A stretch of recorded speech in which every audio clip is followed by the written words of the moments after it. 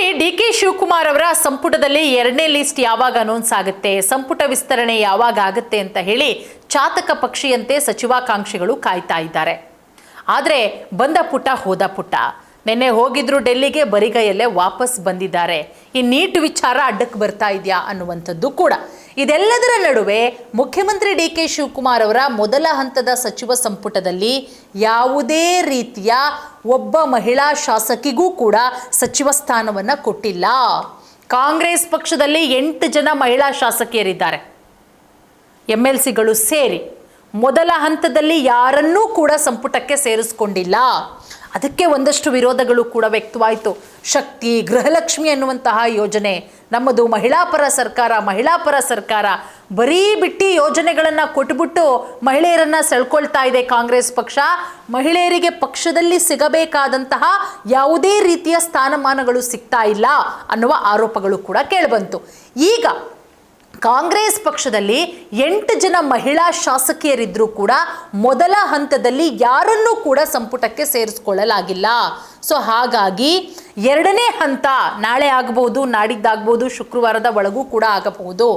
ಅದರಲ್ಲಿ ಅಟ್ಲೀಸ್ಟ್ ಇಬ್ಬರಿಗಾದರೂ ಸಚಿವ ಸ್ಥಾನ ಕೊಡುವಂತಹ ಎಲ್ಲ ಸಾಧ್ಯತೆಗಳು ಕೂಡ ಇದೆ. ಮುಖ್ಯಮಂತ್ರಿ ಡಿ.ಕೆ. ಶಿವಕುಮಾರ್ ಅವರ ಸಚಿವ ಸಂಪುಟ ಪ್ರಮಾಣ ವಚನ ಸ್ವೀಕಾರ ಮಾಡಿದಂತಹ ಸಮಯದಲ್ಲಿ 13 ಜನ ಶಾಸಕರುಗಳು ಸಚಿವರಾಗಿ ಪ್ರಮಾಣ ವಚನವನ್ನು ಸ್ವೀಕಾರ ಮಾಡ್ತಾರೆ ಡಿ.ಕೆ. ಶಿವಕುಮಾರ್ ಅವರ ಜೊತೆಗೆ. ಆ 13 ಜನರಲ್ಲಿ ಒಬ್ಬರು ಮಹಿಳಾ ಶಾಸಕಿಯೂ ಕೂಡ ಇರಲಿಲ್ಲ. ಈಗ 5 ಜನ ವಿಧಾನಸಭೆ, 3 ಜನ ವಿಧಾನ ಪರಿಷತ್ ಸದಸ್ಯರು ಸೇರಿದಂತೆ ಒಟ್ಟು 8 ಜನ ಮಹಿಳಾ ಶಾಸಕಿಯರಿದ್ದಾರೆ. ಸೊ ಸಂಪುಟದಲ್ಲಿ ಪ್ರಾತಿನಿಧ್ಯ ಸಿಗದ ಬಗ್ಗೆ ರಾಜಕೀಯ ವಲಯದಲ್ಲೂ ಕೂಡ ಚರ್ಚೆಗಳಾಗ್ತಾ ಇದೆ.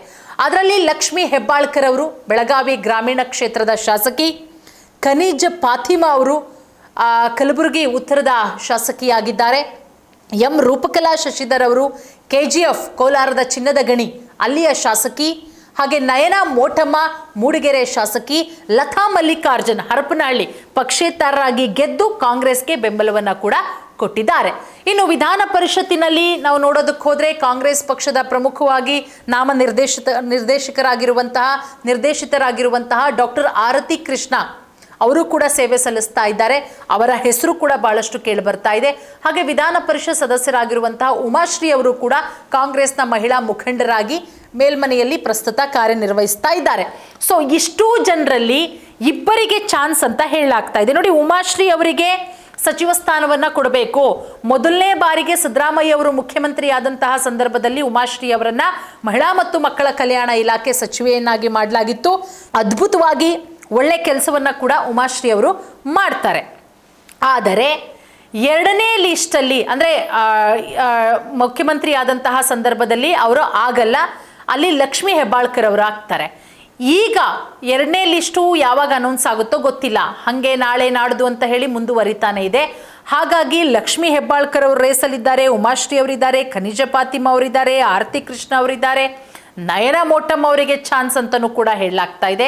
ಸೊ ಇಬ್ಬರಿಗೆ ಕೊಟ್ಟರೆ ಒಂದು ಲಕ್ಷ್ಮೀ ಹೆಬ್ಬಾಳ್ಕರ್ ಅವರು, ನಯನಾ ಮೋಟಮ್ಮ ಅನ್ನುವಂಥದ್ದು, ಮತ್ತೊಂದೆರಡು ಕಡೆ ಖನಿಜ ಫಾತಿಮಾ ಅವರು 2018ರಿಂದಲೂ ಕೂಡ ಲಾಬಿ ನಡೆಸ್ಕೊಂಡು ಬರ್ತಾ ಇದ್ದಾರೆ. ಮಲ್ಲಿಕಾರ್ಜುನ ಖರ್ಗೆ ಅವರ ಕೃಪಾ ಕಟಾಕ್ಷ ಕೂಡ ಖನಿಜ ಫಾತಿಮಾ ಅವರ ಮೇಲೆ ಇದೆ.